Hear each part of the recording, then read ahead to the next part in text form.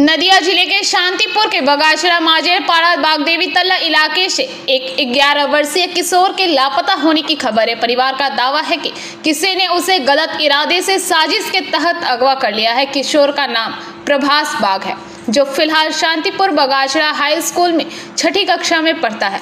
परिवार के अनुसार वह कल सुबह 9 बजे खेलने के लिए घर से निकला था, लेकिन काफी समय बीत जाने के बाद भी वह वापस नहीं लौटा। परिवार और पड़ोसियों ने उसे खोजा, यहाँ तक कि रिश्तेदारों के घर भी पूछताछ की गई, लेकिन कोई सुराग नहीं मिली। अंततः उसकी मां अपने बेटे को खोजने की गुहार लगाते हुए थाने पहुंची। किशोर की मां रमा बाग ने आंखों में आंसू लिए पुलिस से गुजारिश की है कि किसी भी तरह उनका बेटा उन्हें वापस दिलाया जाए।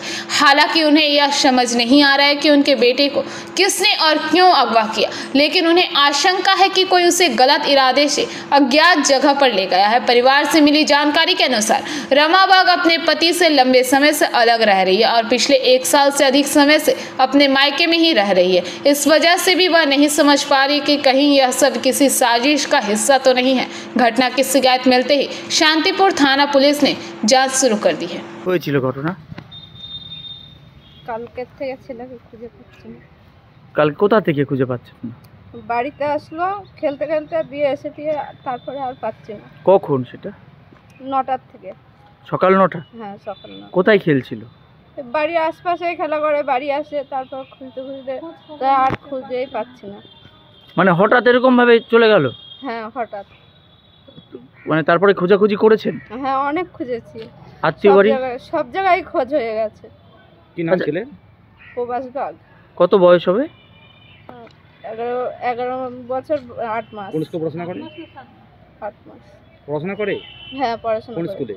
বাগাচড়া হাই স্কুলে। কোন ক্লাসে? 6 এ। তা কি মনে করছেন যে ওকে কি কেউ পাচার করে এরকম ভাবে নিয়ে চলে গেল? সেরকমই আমার আশঙ্কা। মানে ওখানে তো এরকম কোনোদিন কিছু হয়নি, ছেলেও তো বাড়ি থেকে কোনোদিন এরভাবে বের হয়নি। না।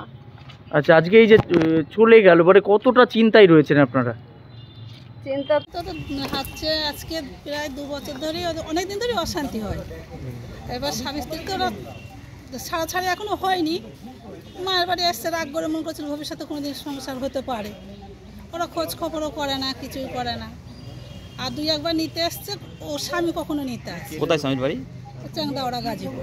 আচ্ছা, তারপর দিয়ে এবার কালকে হঠাৎই ছেলেকে পাওয়া যাচ্ছে না। কত বছর এসছে মায়ের বাড়িতে? তাই 2 বছর হয়ে গেল। স্বামী খোঁজ রাখে না? না। আবার শাশুড়ি এসেছিল, মেরে গিয়েছে এখানে এসে সব কিছু করে। ছেলে বাবার সাথে খোঁজ রাখে না, কোনো খোঁজ খবর নেই। এই কয়দিন ধরে একটু শুনছি কি যে দেখা হচ্ছে না, কি হচ্ছে কিছু আমরা কিছু বুঝতে পারছি না। আমরা কত ब्यूरो रिपोर्ट, PBTV न्यूज़।